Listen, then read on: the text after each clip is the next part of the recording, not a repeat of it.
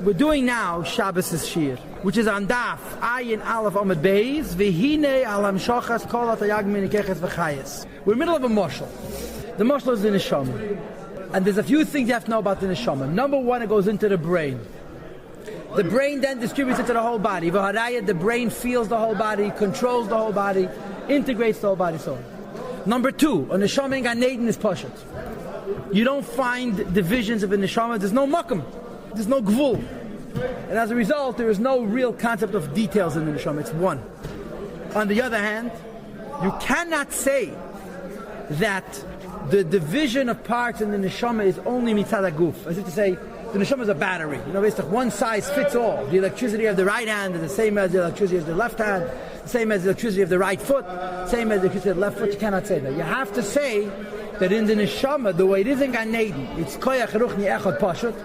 It's perfectly one and simple and plain and spiritual.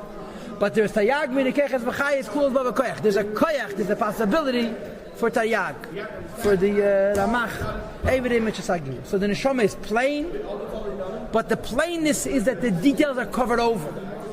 And when it goes into the guf, the details are exposed and revealed. So the Rebbe Azoy, v'hine, al hamshachas kol hatayag minikeches v'chayes. When there is a bringing down of all these 613 different faculties and vitalities, mehelem and hashama lagu, from the hiddenness of the soul to the body, la'achayes, to give it life.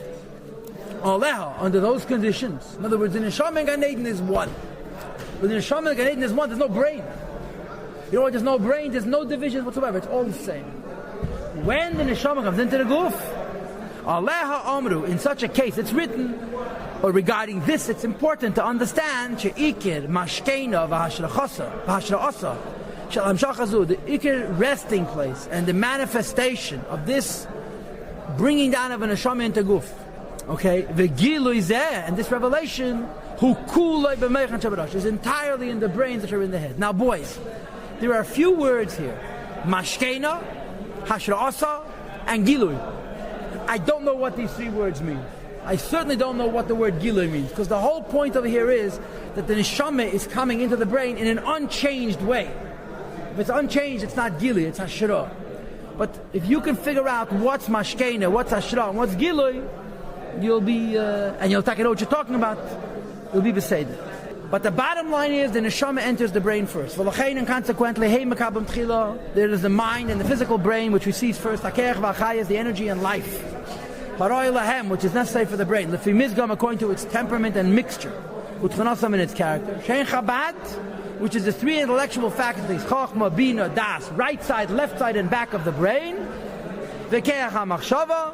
and the power of thought, anything connected to intelligence. So the brain gets it all, gets the center of the neshama. Then the brain is a distributor. Look at Azay.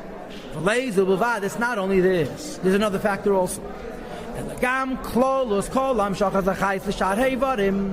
The idea that later on each one of the 613 limbs and nerves and sinews and arteries and veins is going to get a particular piece of life which is distinct to it.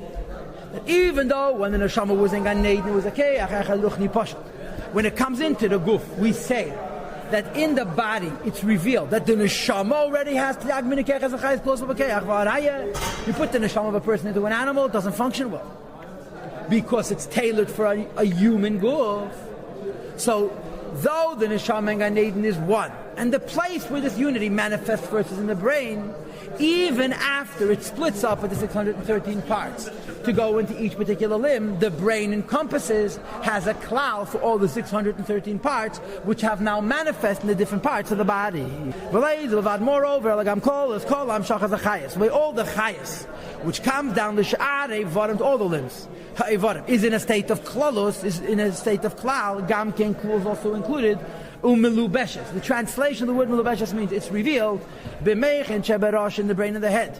V'shaman, in the mind and the brain. Hu ikra v'sheir sharsha shalam shachazu. The vitality and energy to each individual aspect of the body has its core and its root in the brain.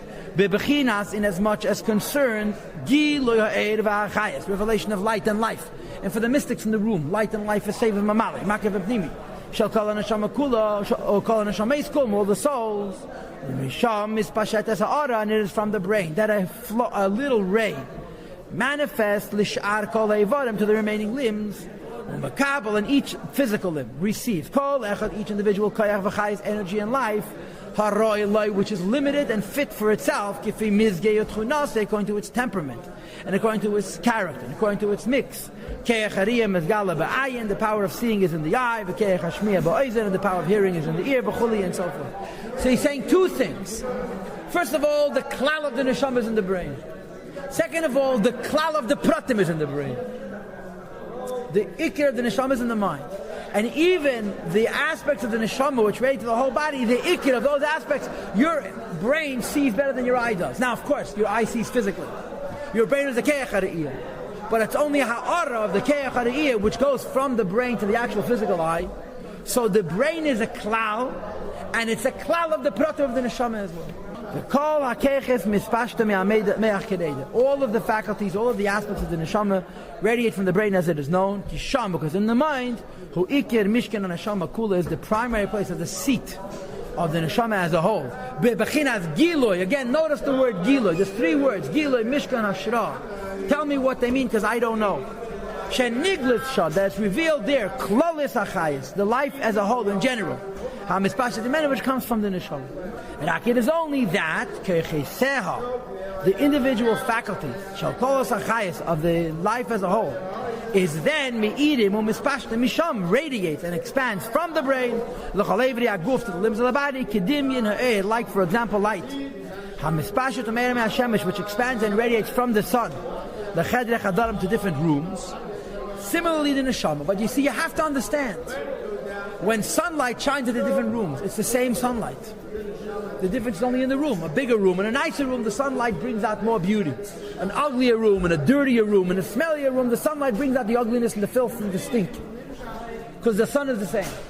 In the nimshal, the chayas is distinct. Every room has a particular battery, particular aspect of life. All of these different aspects of life are rooted in the brain, and the brain has the klal of that chayas. So you have to really say that there's three in yonim. There's the chayas of the brain itself, which is the klal of the neshama.